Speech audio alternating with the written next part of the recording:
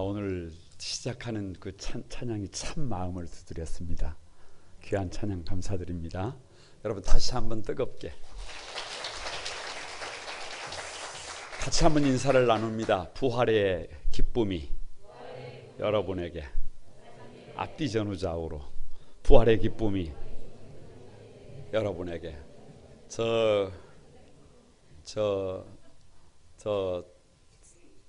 저 위에 있는 우리 친구들에게도 또 찬돌이에게도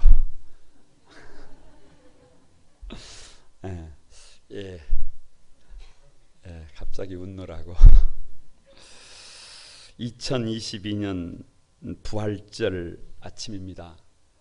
이번 부활주일은 참 감사가 많은 것 같아요.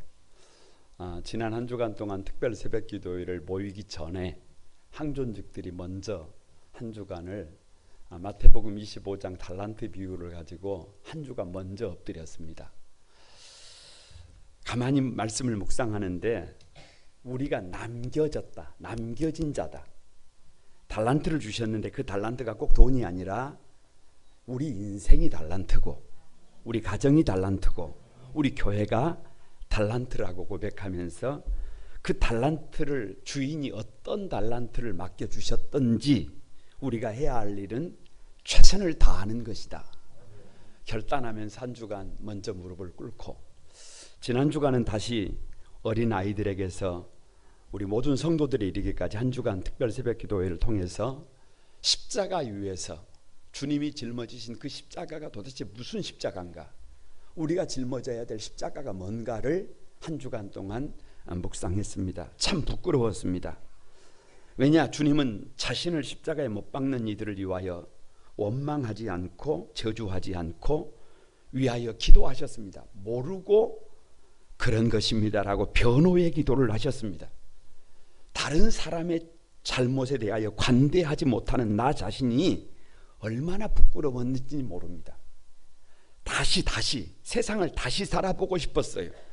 내 곁에 부모라는 이름으로, 내 곁에 배우자라는 이름으로, 내 곁에 성도라는 이름으로 누가 찾아오셨는데, 주님이 찾아오셨는데 알아보지를 못해요.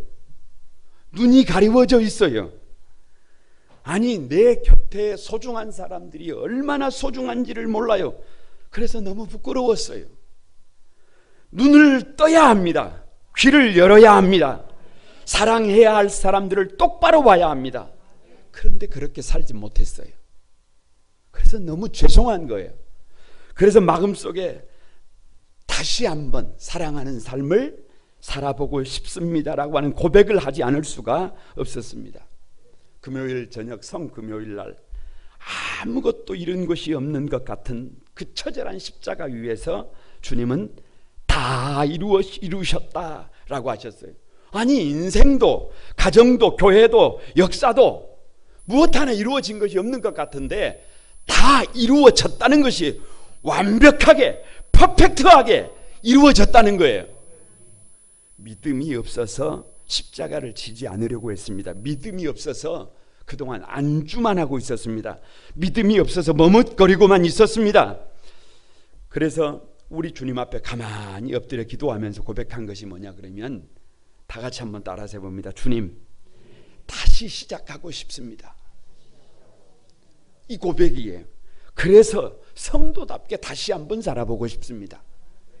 가치 있는 삶을 한번 살아보고 싶습니다. 아니 목사답게 한번 살아보고 싶은 간절한 열망이 이 고난주간을 보내면서 저에게 주시는 감동이었습니다.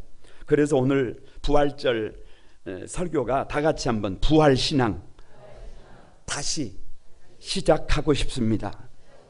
여러분, 왜 다시 시작하고 싶습니까? 너무 부끄러워요. 너무 죄송해요. 뒤를 가만히 돌아보면 최선을 다하지 못했어요. 많이 부족해요. 제대로 한번 살아보고 싶어요. 사람답게 한번 살아보고 싶습니다.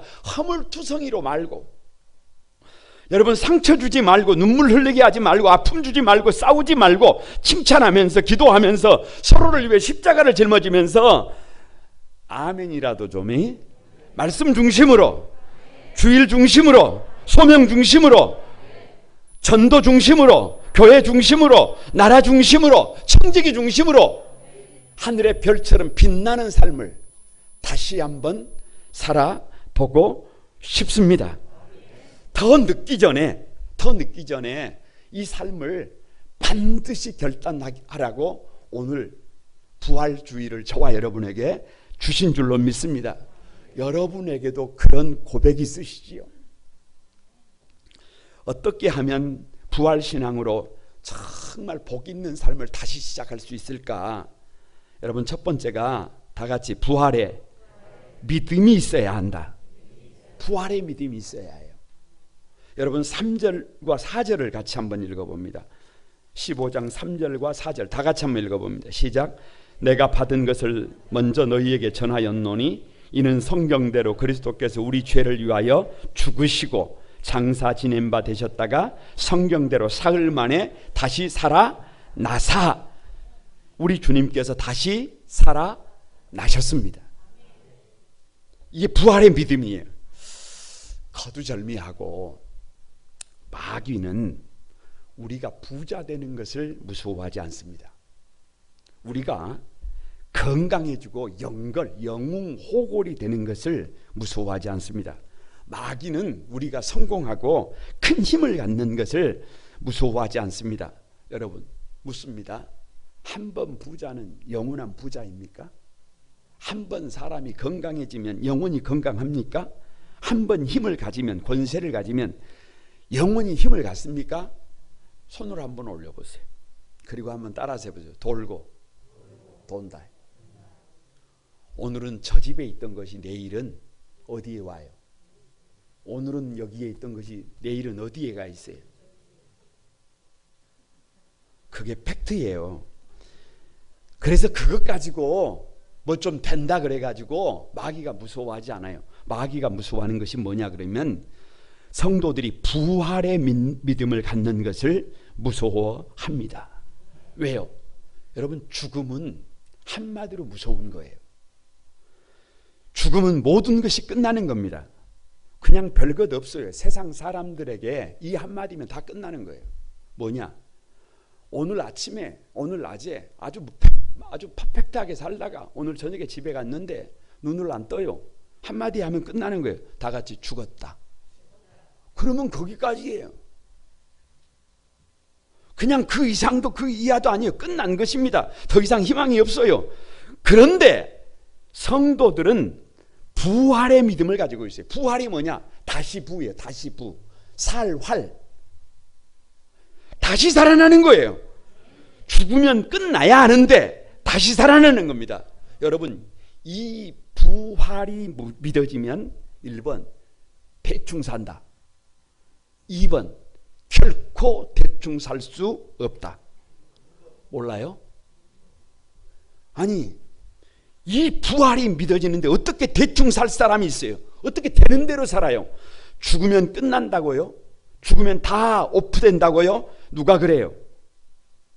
성경이 말합니다. 죽어도 다시 산다. 오늘이 무슨 날이에요? 오늘이 예수님이 죽었다가 다시 사신 날임을 믿습니다. 기절한 게 아니에요.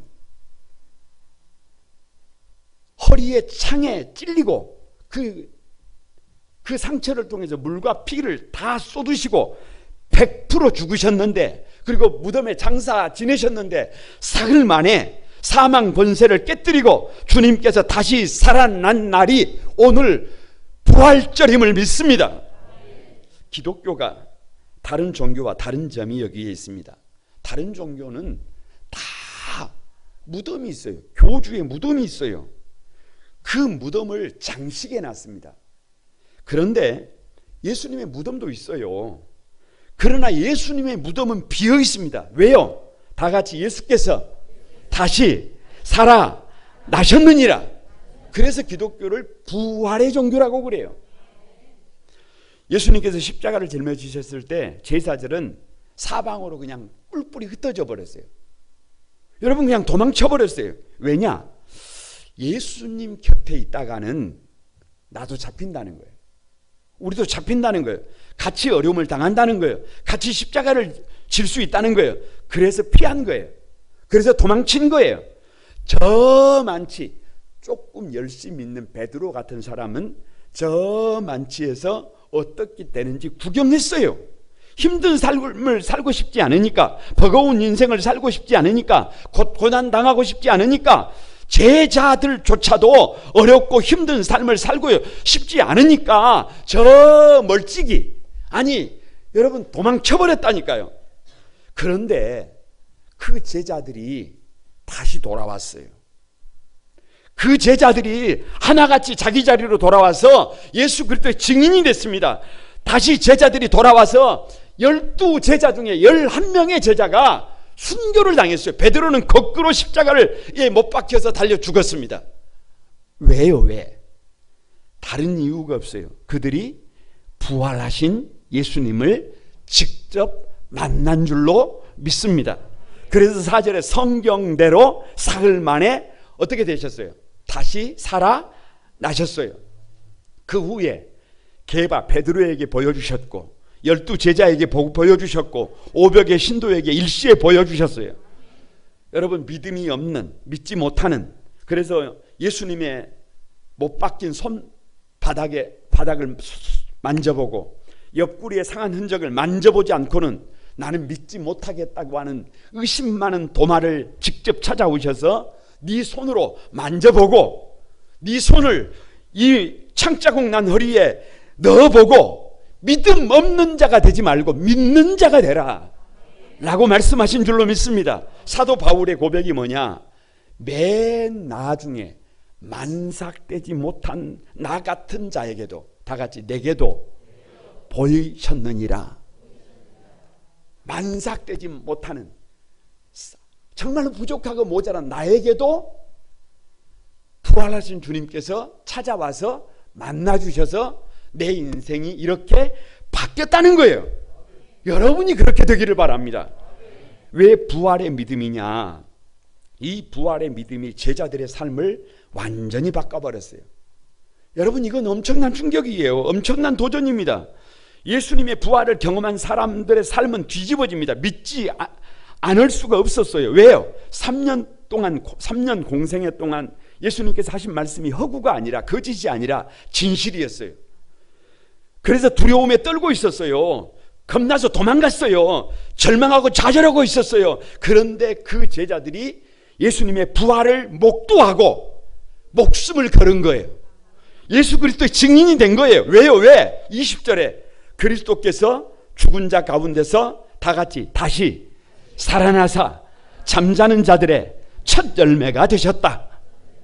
예수께서 다시 살아나셨기 때문에 우리가 핍박을 당해도, 우리가 죽어도, 우리가 순교를 당해도 부활의 첫 열매가 되신 주님을 따라서 누구도 다시 살아난다.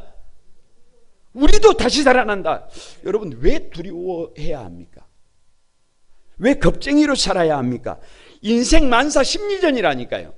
왜 벌벌벌 떨어야 합니까? 죽어도 다시 산다니까요. 그래서 기꺼이 자신들의 목숨을 내어놓았습니다.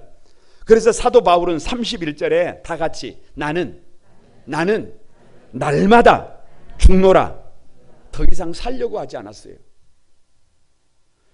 더 이상 살려고 계산하지 않았어요. 어떻게 하면 주를 위하여 죽을까? 어떻게 하면 주를 위하여 나를 던질 수 있을까? 죽음을 두려워하지 않는 사람들은 여러분 무서운 사람들입니다. 죽음을 두려워하지 않는 사람들은 못할 것이 없는 사람들이, 그래서 변화되기 시작했어요. 자기가 원하는 삶이 아니라 누가 원하는 삶으로, 주님이 원하는 삶으로 나를 바꾸기 시작했어요. 자기 중심이던 사람들이 다른 사람을 중심으로, 자기밖에 모르는 사람들이 다른 사람들을 생각하는 변화를 경험한 것입니다. 그래서 여러분, 초대교회가 초대교회가 달라진 거예요. 제자들이 예수 그리스도의 증인이 된 거예요.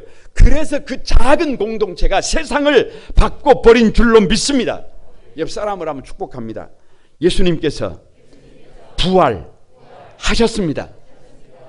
이 부활의 믿음이 있으면 두려워할 필요가 있다 없다? 없습니다. 다시 제대로 된 삶을 똑바로 살 수 있습니다. 그 주인공들이 여러분이 되시길 바랍니다. 어떻게 하면 부활신앙으로 다시 시작할 수 있을까? 두 번째, 다 같이 부활의 비밀을 알아야 한다.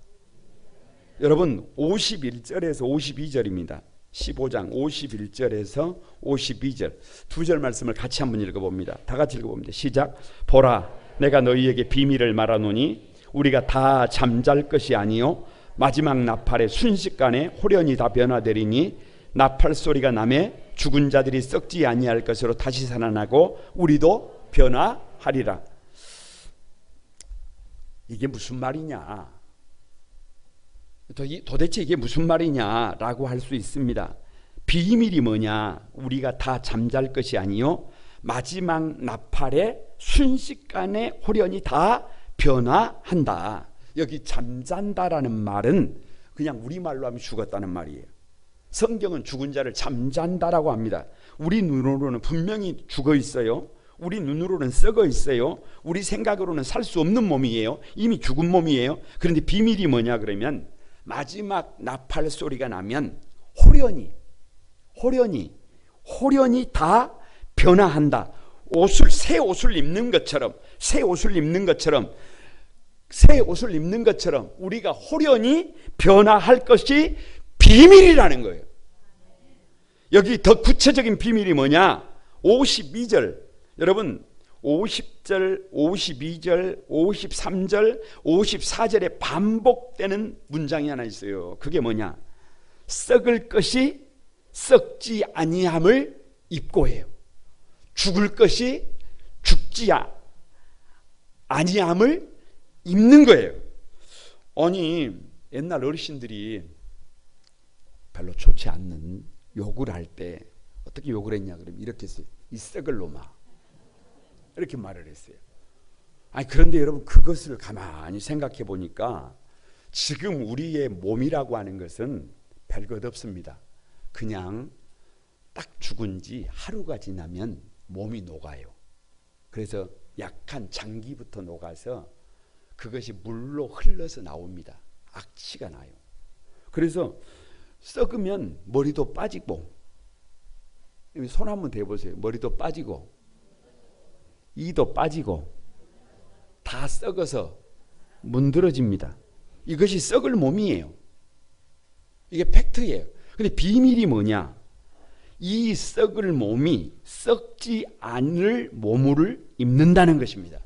썩지 않을 몸이 뭐냐? 그걸 고린도전서 15장에서는 부활체라 그래요. 부활체가 뭐냐? 완벽한 몸이에요. 여러분 썩을 몸은 아무리 치장을 해도 썩을 몸은 아무리 보톡스를 맞아도 썩을 몸은 아무리 성형을 하고 갖다가 붙여도 언젠가는 시간이 지나면 화장빨을 안 받아요. 언젠가는 주름이 가득해집니다. 백날 100가지 방법으로 아무리 몸부림을 쳐도 변장이 안 됩니다. 너무 애쓰지 마세요. 너무 애쓰지 마라. 늙어가는 것은 슬픈 일이 아닙니다. 여러분 뭐가 슬픈 일이냐? 뭐가 가슴 아픈 일이냐? 부활에 참여하지 못하는 것이 슬픈 일입니다. 왜요? 썩는다니까요. 우리 몸은 썩는다니까요. 그러나 부활의 순간에 새 옷을 입는 것처럼 너무나 완벽한, 너무나 퍼펙트한 완전체로, 부활체로 부활하게 될 것을 믿습니다. 여러분 한번 따라하세요. 와, 이게 뭔 말이에요? 나중에 시간이 지나서 저와 여러분이 부활을 했을 때 저와 여러분이 나 자신의 변화된 모습을 보고 알아봐요? 못 알아봐요? 못 알아본다니까요. 왜 못 알아봐요? 왜 못 알아봐요? 그렇게 멋있는 몸으로 부활할 줄 몰랐어요. 그렇게 퍼펙트한 인생으로 부활할지를 몰랐어요. 완먼남이라고 알아요. 완먼남? 완전히 멋진 남자. 완먼녀. 완전히 멋진 여자. 생각도 못했던. 왜요? 왜? 부활의 비밀이 뭐냐 그러면 성도들이 죽을지라도 부활의 때에 가장 완벽하게 우리가 부활한다는 거예요. 여러분 세상을 살 때 혹시 여러분 몸에 흉터가 있어요? 흉터가? 저는 여러분 여기에 흉터가 크게 있어요. 평생 이 흉터 때문에 여러분 좀 그랬어요? 괜찮아요. 괜찮아. 여러분 평생 어떤 분들은 허리가 이렇게 반쯤 굽어 있어요. 그래서 아픈 삶을 살았어요. 그래도 괜찮아. 그래도 괜찮아. 어떤 제 친구는 다리가 불편해요. 소아마비를 앓았어요. 세상을 살아가는 것이 좀 힘들어요. 여러분 그래도 괜찮습니다. 혹시 정신이 좀 온전치를 못해가지고 나이는 들었는데 아직도 애기예요? 그래도 괜찮아요. 그래도 괜찮아. 여러분 혹시 장애가 있어서 세상을 살아갔는데 많이 힘들었어요? 그래도 괜찮아요. 부활의 때에는 가장 아름답고 가장 완벽하고 가장 건강하고 가장 퍼펙트하게 우리를 부활하실 것을 믿습니다. 그 증거가 뭐냐? 누가복음 24장에 보면 엠마오로 내려가는 두 제자를 찾아오신 예수님이 있어요. 그런데 이상한 것이 있어요. 이상한 것이 있어요. 뭐가 이상하냐? 제자들은 3년 동안이나 주님과 함께 동거동락했어요. 예수님을 몰라요? 예수님을 알아요. 그런데 그 예수님을 몰라봅니다. 왜 몰라봐요? 예수님의 모습이 십자가 위에서 피와 물과 피를 흘리며 널브러졌던 그 처참한 모습이 아니고, 여러분 갈릴리 가불 땅 더러운 땅에서 피죽도 먹지 못하셨던 그런 모습이 아니고 목소리부터 너무나 완벽해요. 눈빛이 살아있어요. 얼굴에 흠이 없어요. 완먼남이에요. 완먼남. 그래서 누가 아닌 것 같아요. 우리 주님이 아니라고 생각합니다. 여러분 세상에서 가장 불쌍한 것이 뭐냐 그러면 마지막 때에 이 부활에 참여하지 못하는 것입니다. 아무리 세상에서 부귀 명예를 얻었다고 칩시다. 세상은 너무나 짧습니다. 세상은 잠시 보이다가 없어지는 안개와 같은 짧은 것입니다. 그러기에 가장 큰 축복은 뭐냐 그러면 부활에 참여하는 겁니다. 영원한 영생에 참여하는 겁니다. 그 부활의 비밀을 모르는 것보다 치명적인 실수는 없어요. 그런데 이 부활의 아침에 저와 여러분은 오늘 그 비밀을 듣고 있잖아요. 꼭 기억해야 합니다. 과학의 시대에, 이성의 시대에 부활을 얘기하면 저와 여러분의 마음속에 여러 가지 복잡해집니다. 말도 안 되는 소리 하지 마라. 어떻게 죽은 자가 다시 살 수 있단 말인가? 아니 이 과학 문명의 시대에 무슨 말도 안 되는 소리인가? 이렇게 할 수 있어요. 죄송합니다.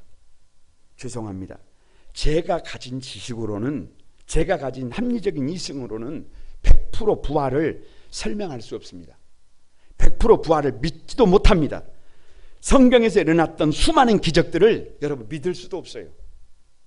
그런데요, 왜 부활의 비밀이 믿어지느냐? 왜 홍해가 갈라지는 것이 믿어지느냐? 왜 죽은 나사로가 살아나는 것이 믿어지느냐? 왜 물고기 2마리와 떡 5개를 가지고 5,000명을 먹이고 12광주리를 남기는 것이 믿어지느냐? 딱 한 가지예요. 딱 한 가지. 그분이 나를 찾아오셔서 나의 이름을 부르셨다는 거예요. 그리고 절망과 좌절에 빠져있던 나를 고치셨다는 거예요. 그리고 새로운 인생을 살게 하셨다는 거예요. 그래서 그분의 말씀이 믿어지는 것입니다. 이 머리로는, 합리적인 이성으로는 그것이 믿어지지 않지만 살아계신 하나님을 경험했기 때문에, 그분과 함께 동행하고 있기 때문에 그분의 말씀이 믿어지는 것을 믿습니다. 예수님은 요한복음 7장 6절에서 이렇게 말씀하셨어요. 이를 기이 여기지 말라. 무덤 속에 있는 자가 다 그의 음성을 들을 때가 오나니 선한 일을 행하는 자는 생명의 부활로, 악한 일을 행한 자는 심판의 부활로 나아오리라. 여러분 기이 여기지 말래요. 이상하게 여기지 말래요. 무덤 속에 있는 자가 다 주님의 음성을 들을 때가 온대요. 선한 일을 행한 사람은 생명의 부활로, 악한 일을 행한 자는 심판의 부활로. 죽으면 누가 끝이라고 그래요? 나 한 사람 죽으면 다 끝이라고요? 많은 사람들이 잘못해 놓고도, 죄를 지어 놓고도 자신의 잘못된 행동 앞에서 하는 말이 나 한 사람 죽으면 모든 것이 끝난다고요? 그건 말 안 됩니다. 여러분, 그거 잘못된 말입니다. 다시 서야 합니다. 심판의 부활 앞에 다시 서야 합니다.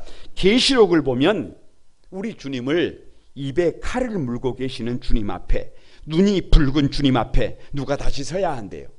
우리가 다시 서야 한대요. 이 부활의 비밀을 알아야 이 세상을 바르게 살 수 있습니다.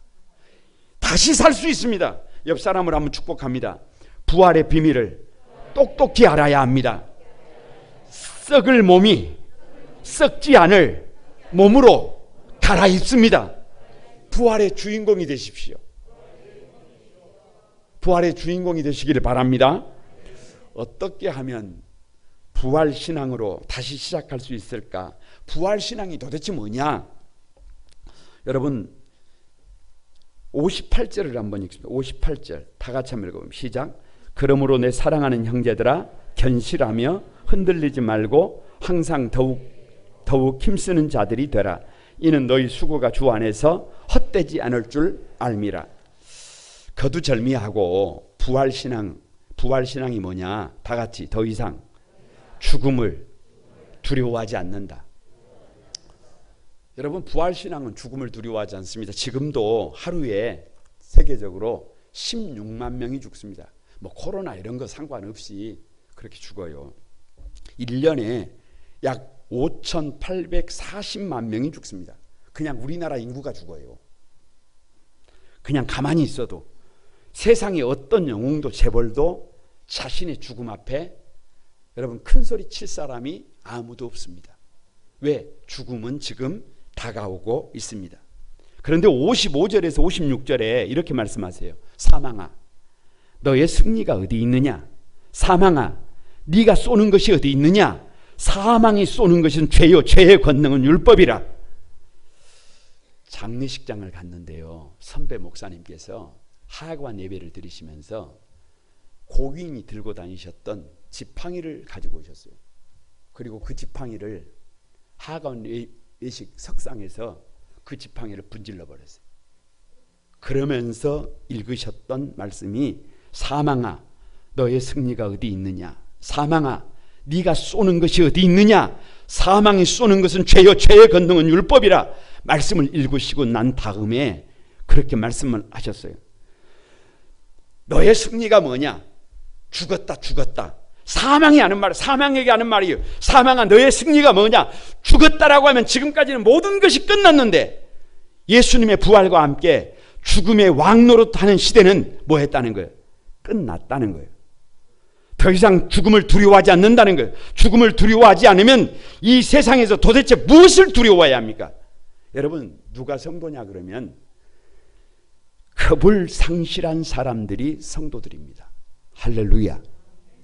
용서하시기 바랍니다. 제가 진돌이를 키웁니다. 그 이름이 진돌이 세계의 칸이 되라고 김칸입니다. 그런데 이놈이 겁이 없어요. 겁이 없어. 그래가지고 아직 한 번도 짖지를 않아요. 이빨을 내지도 않아요. 겁이 없어. 그래서 제가 설교를 준비하다가 그 비밀을 알았어요. 왜냐? 주인이 겁이 없으니까. 주인이 겁이 없으니까 누구도 겁이 없구나. 강아지도 겁이 없구나. 농담입니다. 죽음을 두려워하지 않는 사람을 세상이 감당을 못합니다. 그래서 히브리서 11장에 결론이 뭐냐 그러면 이 사람들을 세상이 감당할 수 없었노라 라고 합니다. 왜요? 죽음을 두려워하지 않는 사람들이 들어가는 곳에는 변화가 있습니다. 죽음을 두려워하지 않는 사람들이 들어가는 곳에는 역사가 일어납니다. 그래서 예수 믿는 사람들이 여러분 능력 있는 줄로 믿습니다. 십자가 짊어지는 것이 두렵습니까? 실패하는 것이 두렵습니까? 아닙니다. 아닙니다. 교회의 상징이 뭡니까? 교회에 종탑 위에 뭐가 있어요? 십자가가 있어요. 왜요? 다른 이유가 아닙니다. 교회는 십자가를 짊어진다는 거예요. 교회는 어떤 일이 있어도 십자가를 피해가는 것이 아니라, 십자가를 외면하는 것이 아니라 그 십자가를 거침없이 짊어지고 간다는 거예요. 왜 세상 사람들이 십자가 앞에서 머뭇거립니까? 왜 자꾸만 머리로 계산을 합니까? 십자가를 짊어지지 않으려고 합니다. 그런데 부활신앙을 가지면 십자가는 더 이상, 여러분, 더 이상 멸시와 천대의 십자가가 아니라 십자가는 영광임을 믿습니다. 십자가를 짊어질 수 있는 것은 무한 영광임을 믿습니다. 그래서 성도들이 들어가는 곳에 기적이 일어나는 것을 믿습니다. 다 같이 부활신앙은 두건이 흔들리지 않는다. 58절을 한번 봐보세요. 그러므로 내 사랑하는 형제들아 견실하며 흔들리지 말고라고 기록하고 있어요. 여기 여러분 그러므로요. 그러므로 무슨 말이냐? 부활신앙을 가지고 있으면, 부활의 비밀을 가지고 있으면 우리는 어떻게 한다는 거예요? 우리의 믿음은 견실하게 아니 굳세게 흔들리지 않는다는 거예요. 여러분 그냥 생각을 해보세요. 나무가 땅에서 뿌리가 흔들려 버렸어요. 그 나무 죽은 나무예요. 치아가 있는데 이 치아가 흔들려 버렸어요. 그럼 이 치아 어떻게 되는 거예요? 별것 없어요. 우리의 믿음이 어떤 연유든지 흔들려 버렸어요. 그러면 그 흔들린 믿음을 가지고는 세상을 바꾸지 못합니다. 세상을 바꾸지 못해. 저와 여러분의 믿음이 굳세져야 합니다. 저와 여러분의 믿음이 부활의 믿음을 가지고 흔들리지 말아야 합니다. 할렐루야. 여러분 예수님의 가상 7원 중에서 마지막 외침이 테텔레스타이였어요. 다 이루었어요. 아니 십자가 위에서 죽어가시는 주님께서 다 이루셨대요. 우리 눈으로 우리의 인생을 가만히 살펴보면 너무나 부족해요. 우리의 가정이 부족한 것 투성이에요. 우리 교회가 부족한 것 투성이에요. 그런데 십자가 위에서 주님께서 테텔레스타이어 다 이루었다예요. 어떻게? 가장 완벽하게, 가장 멋지게, 가장 복되게 다 이루셨다는 거예요. 그런데 여러분 세상을 살다가 보니까 눈에 보이는 것이 부족한 것만 보이잖아요. 모자란 것만 보이잖아요. 문제만 보이잖아요. 그러니까 누구의 믿음이 흔들려요? 내 믿음이 흔들려요. 십자가를 짊어지고 싶지 않아요. 그래서 되는 대로 살려고 해요. 그건 믿음이 아닙니다. 여러분 세상 사람들이 보지 못하는 눈을 가지고 우리 인생을 얼마나 아름답게 세우셨는지, 얼마나 아름답게 퍼펙트하게 이루셨는지 두 눈 뜨고 보시기를 바랍니다. 여러분의 가정이 얼마나 소중한지를 보시기를 바랍니다. 주님의 몸된 교회가 얼마나 아름답게 세워질 것인지를 보시기를 주님의 이름으로 축복합니다. 그래야 도전합니다. 그래야 새로운 인생을 삽니다. 그래야 가치 있는 삶의 주인공이 될 것을 믿습니다. 다 같이 부활신앙은 주의 일에 더욱 힘을 쓴다. 58절에 계속해서 이렇게 말합니다. 항상 주의 일에 더욱 힘쓰는 자들이 되라. 이는 너희 수고가 주 안에서 헛되지 않은 줄 알미라. 특별 새벽기도회를 하다 보니까 우리 어린 자녀들까지 참 한 주간 동안 그냥 교회를 가득 채웠어요. 이게 쉬운 일이 아닙니다. 그래서 금요일 저녁에는 이 앞에 앉아있는 어린아이들 두 아이들 이름을 부르면서 제가 이런 말을 했어요. 용서하시기 바랍니다. 부모를 잘못 만나서. 육신적으로는 부모를 잘못 만난 거예요. 왜요? 여러분 지금 시험기간인 거 아세요? 그런데 그 아이들이 시험기간에 새벽기도 나와서 기도하고 있을 때예요. 그 어린 아이들이 이제 초등학교도 안 들어간 아이들도 나와가지고 그 새벽기도를 하고 있어요. 그것이 쉬워요? 여러분 사실은 목사인 저도요 2주간을 그렇게 올인하다가 보니까 입속이 얼어버렸어요. 육신적으로는 많이 힘들지만 그 수고가 헛되지 않을 것을 믿습니다. 그 수고가 우리의 눈을 열게 될 것을 믿습니다. 우리가 짊어져야 할 십자가가 무엇인지를 우리 자녀들이 똑똑히 보게 될 것을 믿습니다. 시간이 지나가고 나면 우리의 인생은 우리가 생각하지 못했던 것보다, 우리가 생각하지 못했던 삶으로, 우리가 눈으로 보지 못하고 귀로 듣지 못한 그 모습으로 아름답게 세워져 있을 것을 믿습니다. 지금 머물러 있는 것을 더욱 사랑하라 라고 하는 책을 쓴 메리 포플린은 대학에서 학생들을 가리키는 교수입니다. 나이 40에 예수님을 만났어요. 너무 받은 은혜가 커서 그 사랑을 보답하고 싶어요.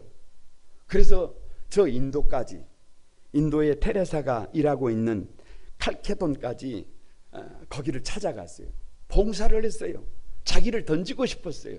2달을 봉사를 하고 나니까 테레사가 불렀어요. 그러면서 이렇게 말을 합니다. 우리는 먼 곳에 있는 이들을 사랑하기가 훨씬 쉽다. 먼 곳이잖아요. 저 미국인데 인도까지 날아왔으니까.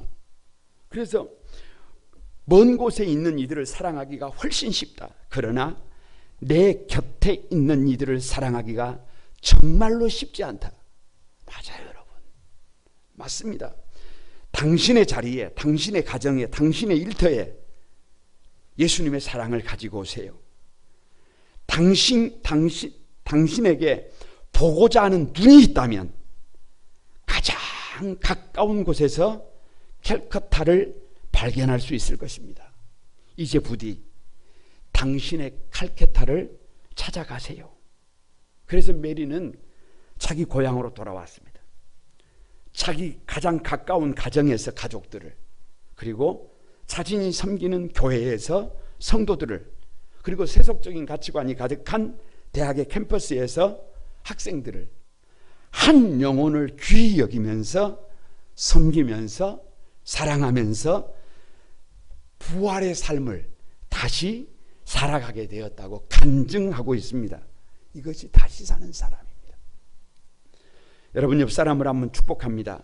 부활의 신앙은 더 이상 두려워하지 않는다. 견고하게 흔들리지 않는다. 주의 일에 힘을 쓴다. 그래서 새 삶이 되는 거예요. 말씀을 마치려고 합니다. 부활절입니다. 부활의 신앙으로 다시 시작하십시다. 더 이상 부끄러운 삶 말고 부활의 믿음을 가지고 부활의 비밀을 안 자답게 부활 신앙으로 여러분 두려워하지 말고 흔들리지 말고 우리가 해야 될 일을 다 하면서 믿음으로 승리하는 한소망의 가족들이 다 되시기를 주님의 이름으로 축복합니다. 우리 다 같이 한번 찬양하면서 기도하겠습니다. 주님